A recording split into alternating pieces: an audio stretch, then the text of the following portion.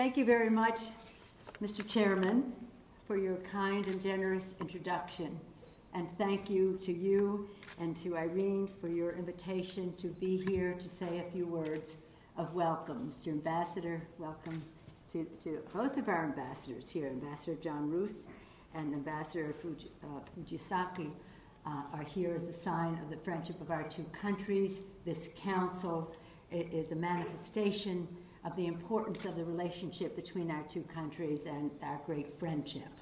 In our country, we have been blessed with a great Japanese-American population. I can speak with some authority on that subject, representing San Francisco in the Congress. Any time that Senator Inouye comes to the Bay Area, he receives a hero's welcome, as I suppose he does in many parts of the country. But his leadership, his pride of heritage, his patriotism in America is something that is respected by all who know him. This week, it happens to be a special one in terms of recognition for the Japanese Americans in our country, because the House will vote to award the Congressional Gold Medal, the highest award that Congress can be, civilian award that Congress can bestow, on the 100th Infantry Battalion, the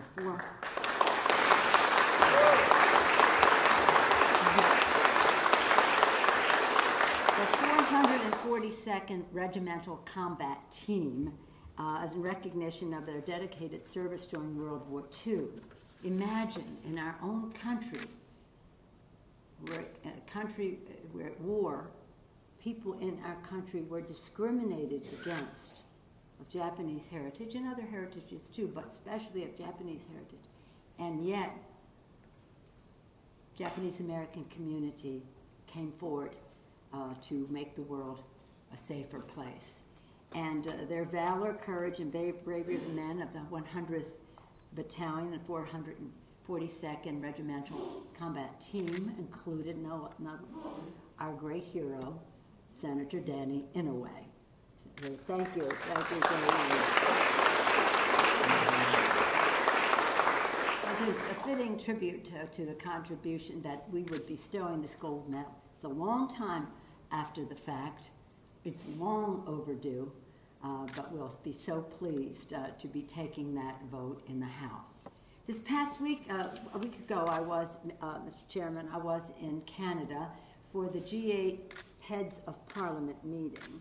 And once again, and I had the privilege of meeting with Japan Speaker Yoko Michi, who was there. We reminisced about the fact that a couple of years ago, the meeting was held in Japan. First we were in Tokyo, then we were in Hiroshima, and all that carries with it. And he told me, Mr. Ambassador, how thrilling it was for them to have you come with your family to the shrine in Hiroshima. Thank you for representing, Ambassador Roos, for representing our country and our values so well.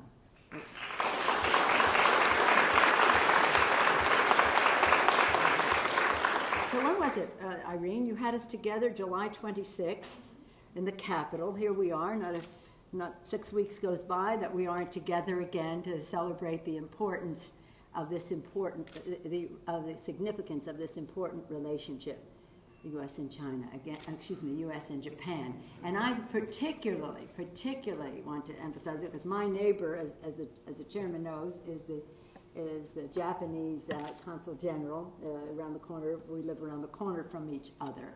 A few blocks down the street is Japantown. And when I came back from Japan after visiting Hiroshima and the museum and all the rest, I learned something about my district that I didn't know. When I came back, I asked to meet with the Japanese American community. Mr. Secretary, honored to be with you.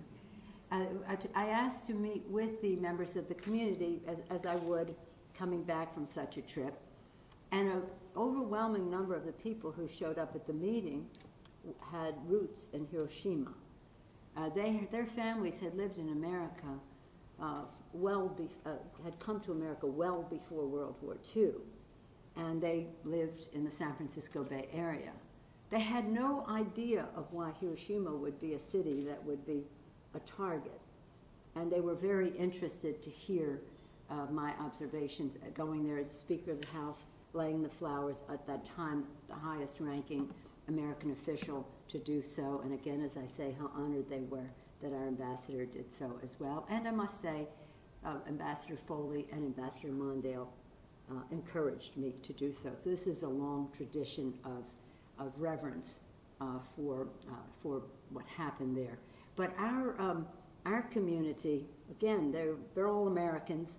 They've been Americans well before the war, and were very interested in my telling them my impressions of what I saw. They gave me their impressions, and in just an odd way, this many, many years later, it was a bonding force for us.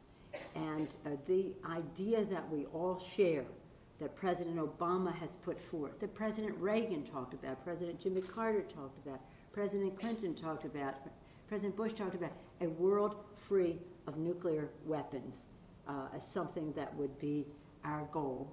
And if there's any manifestation of why this would be necessary, one only need visit Hiroshima.